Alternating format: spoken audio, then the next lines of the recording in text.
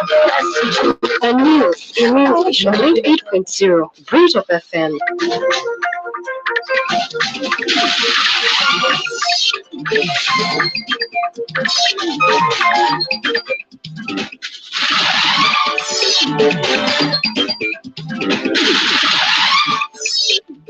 Karamoja Elders Demand Mindset Training for Leaders. Justice Alachi Omok to be buried in Enebi court rules. School closed, 20 students arrested over strike.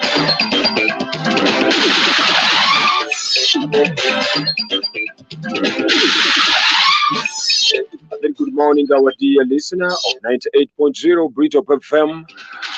Live broadcasting from the heart of Jegegwa. Our news in English at 8 a.m. in the morning. In detail, I'm Alinaitwe Kasoro. A section of elders in Moroto district is demanding a mindset training for the local leaders in the Karamoja sub-region in order to improve service deliveries. According to elders, many of the problems affecting the people in the region are surrounded by bad leadership, despite government efforts to deliver services to the population. Mark Awol Mogosoka, an elder in Acholi Inward in Moroto municipality, told BRITOP FM that the government should consider changing the mindset of local leaders before rolling it out to the population. He said local leaders have the power to change society, but unfortunately they are not utilizing the opportunity. Mark Owl Musoka in his words. Mindset change is one thing that ought to be pursued if many things in Karamoja have to change. But I would rather that the mindset change should begin, first of all, from the leaders. Many problems that we have in Karamoja are surrounding leaders. So if the mindset change has to be undertaken, it should start with the leaders. Jackson Angela, another elder from Arupa sub-region, noted that several mindset programs are being conducted, but people are still in the same because their leaders are not changed. Joseph Lombot, the LC5 chairperson of Amadat district, said there is no need for mindset change for leaders, but instead the government should empower and facilitate them while executing their duty. Joseph Lombot. I don't believe in this thing called mindset change. One, to talk about leaders, that leaders do not know their roles, I first of all want to say that is not true. Leaders know their roles. But what we only need to do is to see that these very leaders that we are talking about should be. Kasanda District local government has alleged that it is losing at least 4 kilograms of gold worth 1.5 billion shillings daily in revenue to artisanal and small-scale gold miners that are sneaked out of Kasanda without royalties being paid to the district of Confaz. Zimula says that the district administration has been referred by the miners to the Ministry of Energy and Mineral Development for royalty. He added that when approached, the ministry told them Kasanda mining area is still under exploration. He wants the government to work all out. He added that when approached, the ministry told them that Kasanda mining area is still under exploration. He wants the government to work out a modality to enable the district to benefit from the gold mined in Kasanda. Kasiria Zimura, he says. According to the research we carried out as a district, they are mining 4 kilograms of gold in this district, which is worth 1.5 billion shillings. Unfortunately, nothing is left in hands of district leadership and the administration. Reason one is that we are supposed to get royalties from the ministry. Reaching at the ministry, they are saying these people are doing business and they are still exploring the situation. So, if possible, let the government come in and do the needful, and we start benefiting from the gold harvested in Kasanda. Zimuna also told the leaders of opposition in parliament, Matthias Mpuga, that gold mining activities were polluting the environment, orchestrated by the use of machinery and rudimentary tools. But Mpuga allayed fears that so much gold, worth 3 billion, is being smuggled out of Gasanda, and questioned the government's plan for districts with gold minerals. He said that such areas should have good road infrastructure like the oil roads in Hoima. Matthias Mpuga said. Look at this poor district. In nature of Uganda. Tubadde ebunyolo waliyo amakubo ge bayita oil roads. Amakubo aga gold agazaabu e Kasanda galiwa. Where are the gold roads in Kasanda? On a daily basis, in fact, what in the Chihuahuan 1.5 billion. It's more than that. Send this very Kasanda on a daily basis. It's cacao. We have to talk about 3 billion on a daily. So could be Bankunala, there is a cabal, a small group, Edimokube Gwanga, and the masses are suffering.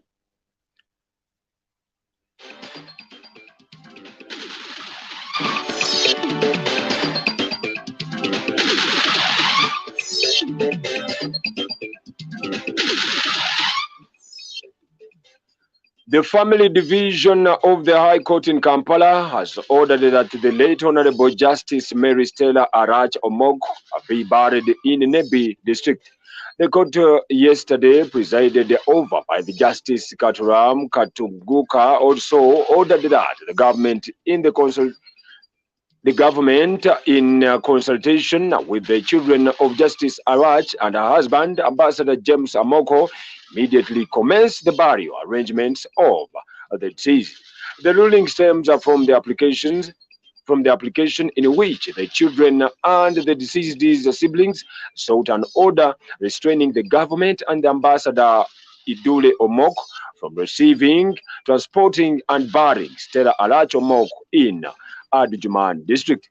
The burial had been scheduled to take place on Friday, 23rd June, but it didn't go on as planned after the Judiciary Chief Registrar Sarah Langa Sui issued a statement indicating that the date had been postponed until further notice.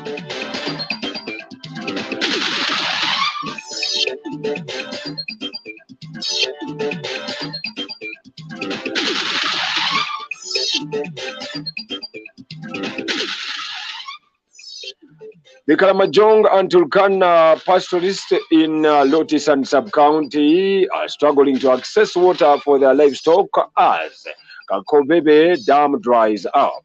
Kakobebe Water Dam, located 50 kilometers away from Moroto town, was constructed by the Ministry of Environment and Water in 2010 at the cost of 6.7 billion shillings to serve over 3,000 livestock. But due to influx of livestock from the Turkana in Kenya, the dam is serving more than 7,000 livestock, causing level reduction due to prolonged drought experienced in the region. John Robert Odupa, the LC3 chairperson of Lotus and Sub-County, says that water is reducing because the water control values that costing 4 million shillings are linking and other damaged. Adupa called upon the government to consider supporting them with funds because they cannot afford the cost of buying valves. In his voice, Robert Adupa says, it needs the bulbs because even the other water, they would have not got finished totally, but it's just because all the bulbs were spoiled. So now it needs again new bulbs, and each bulbs, they told us they are costing around 4 million each bulb. Last week, I told the sub-county chief to write the report through the RDC offices so that RDC can forward to the ministry. Because I'm seeing for us as a sub-county, we cannot manage to buy those bulbs and we don't have money. David Koryang, the LC5 chairperson of Moroto, attributed the water reduction from the dam to damage caused by dishonest pastoralists.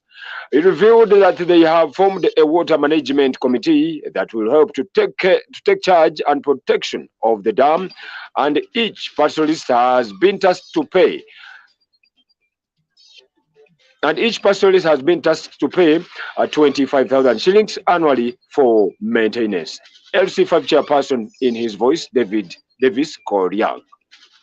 We only come here at a dry season, at a dry spell, meaning that any vandalism can happen. So, but all this is now, we have created, as a district, we have created what we call a water user committee. Meaning now that each head that comes here, we give a similar condition of your token to say, can you get maybe 25,000 for entire year?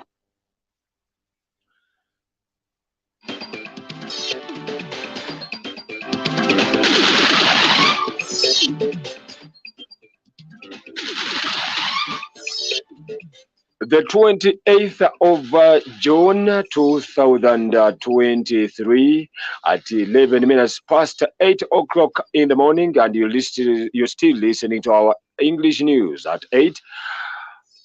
More of the stories. Authorities in Kamuli district have closed the St. Paul Senior Secondary School, Mbulamuti, for a week and taken at least 20 students into custody at Kamuli Central Police Station following a strike yesterday. The Kamuli District Security Committee, led by resident District Commissioner Mr. Rose Birunji, has since summoned the Board of Governors and Parents Teachers Association to establish what sparked the strike. Preliminary reports, however, suggested that the strike was triggered by a section of demanding the transfer of the head teacher, Miss Jessica Namuganda, who replaced Mr. Rauben Arufafa following his retirement and had since struggled to fit in his shoes. Mr. Michael Kasada, the Busoga North Police spokesperson, said the demonstrating students locked the offices of the bursar and head teacher, smashed windows glasses, and destroyed the school fence and many others. Mr. Muganda says that the school will resume on 3rd July, adding that in the meantime, the Board of Governors and the other relevant bodies will be looking into the allegations and possible causes of the strike. End of the news in English in the morning. Have a beautiful Wednesday.